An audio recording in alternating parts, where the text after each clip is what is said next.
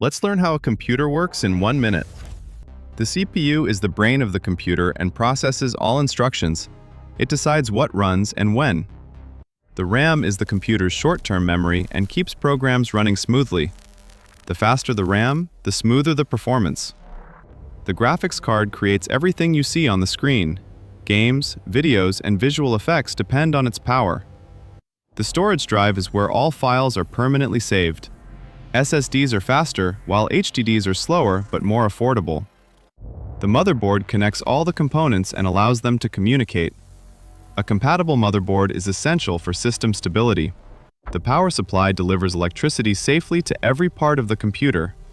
A low-quality power supply can damage the entire system. The cooling system prevents components from overheating. Lower temperatures mean better performance and longer lifespan. If you enjoyed this video, don't forget to like and subscribe.